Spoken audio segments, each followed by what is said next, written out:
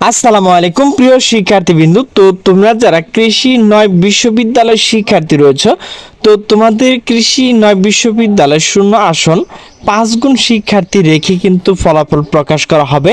তো সেই বিষয়ে কিন্তু একটি নোটিশ প্রকাশ করা হয়েছে। তো নোটিশটি প্রকাশ করা হয়েছে দ্য ডেইলি ক্যাম্পাস। তো নোটিশে বলা হয়েছে কৃষি ৯ বিশ্ববিদ্যালয় শূন্য আসন ৫ গুণ শিক্ষার্থী রেখে ফল প্রকাশ করা হচ্ছে। তো নোটিশটি প্রকাশ করা হয়েছে ২৬শে জুলাই ২০২৫ দুপুর ১:৫৩।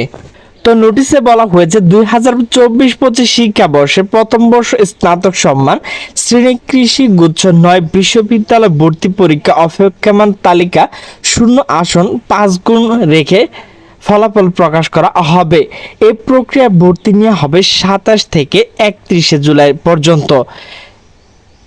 কৃষি গুচ্ছের ভর্তি বিষয় ওয়েবসাইটে বিজ্ঞপ্তি এই তথ্য জানানো হয়েছে। এর আগে স্পট অ্যাডমিশন সহ দশম ও সর্বশেষ মাইগ্রেশন সম্পন্ন করা হয়েছে। গুচ্ছের ৯ বিশ্ববিদ্যালয়ের মধ্যে ৫টিতে ১৩৬টি আসন শূন্য রয়েছে। কেন্দ্রীয় ভর্তি কমিটির সদস্য সচিব ও বাংলাদেশ কৃষি বিশ্ববিদ্যালয় রেজিস্ট্রার ভারপ্রাপ্ত ডক্টর মোহাম্মদ হেলাল উদ্দিন স্বাক্ষরিত বিজ্ঞপ্তিতে বলা হয়েছে অপেক্ষমান তালিকা শূন্য রেখে ৫ গুণ ছাত্রছাত্রী ফলাফল প্রকাশ করা হবে। এর মধ্যে যেসব ছাত্রছাত্রী ভর্তি আগ্রহ প্রকাশ করবেন তাদেরকে অনলাইন রিপোর্ট করে ভর্তি ফি প্রথম অংশ ১০,০০০ টাকা অনলাইন জমা দিতে হবে।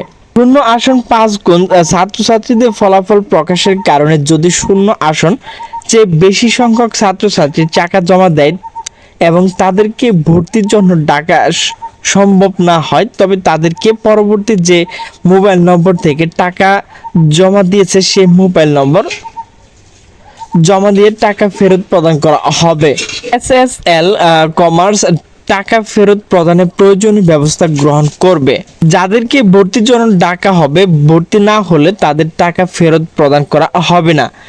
অনলাইন রিপোর্ট করে ভর্তি ফি প্রথম অংশ ১০,০০০ টাকা জমা দেওয়া ছাত্রছাত্রীদের মধ্য থেকে মেধাবৃত্তি ফল শূন্য আসনের সমসংখ্যক প্রকাশ করা হবে আগামী ২ আগস্ট।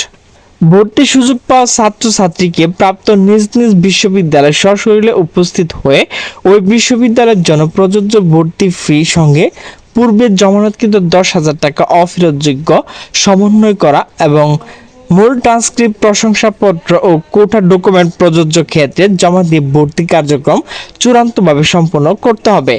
৬ ও ৭ আগস্ট এর ব্যত্যয় হলে তা ভর্তি বাতিল বলে গণ্য হবে। বিস্তারিত জানতে তো আমি কিন্তু ডিসক্রিপশন লিংক দিয়ে রেখেছি, তো সেখানে আপনারা আরও বিস্তারিত জেনে নিতে পারবেন। তো প্রিয় শিক্ষার্থীবৃন্দ, আমার ভিডিওটি যদি ভালো লাগে তাহলে অবশ্যই লাইক কমেন্ট শেয়ার করবে। তো সকলে সুস্থ থাকবে, ভালো থাকবে। আল্লাহ হাফেজ।